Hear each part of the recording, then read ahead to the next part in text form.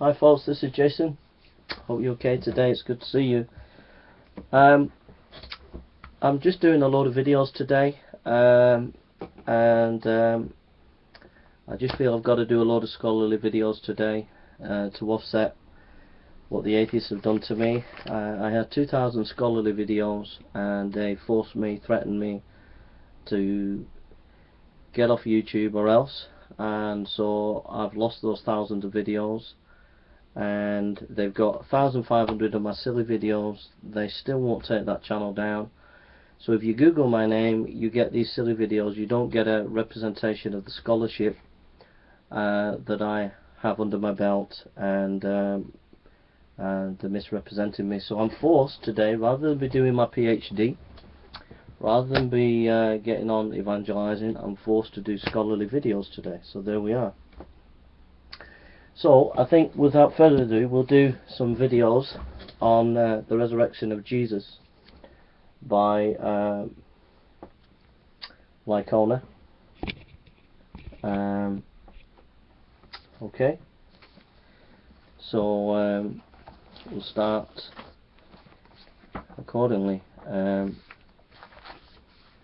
Maybe do 20 videos on this in the introduction. So we'll do quite a few videos on this, but we've got all sorts of stuff here: philosophers, theologians, historians, academics, all sorts of material here.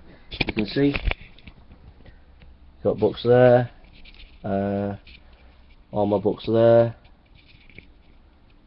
So I've got a lot of work to do today, and I'm forced to do that because of the atheist. So this is published by IVP. I made quite a lot of videos on this, but they've been lost because of the atheist harassment, so I'm going to have to continue to do a new batch. In 1910, George Tyrrell suggested that research was producing different versions of Jesus, as though the scholars at work were simply painting portraits of themselves in first century clothing. John Dominic Crossan writes of the academic embarrassment resulting from this problem that continues in modern portraits. For a number of years I have been a student of the historicity of Jesus, resurrection of Jesus. Anyone who has devoted even a minimal amount of time to this question realizes that varied results of research by scholars on this subject are reminiscent of what we find in the historical Jesus research, if not more so.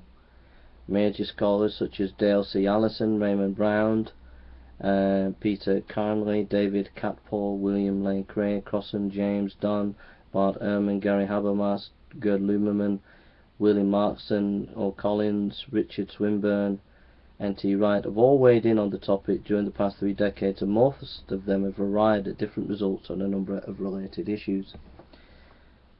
Classicist historian N. Sherwood White caught my attention when he noted that approaches taken by biblical scholars differ from those of classical historians.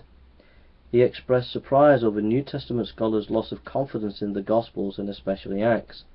On Acts, he added that attempts to reject its basic historicity appear absurd, and that Roman historians have long taken it for granted.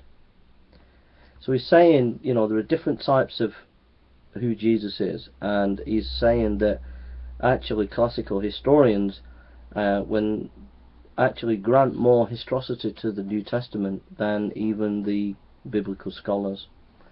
Okay,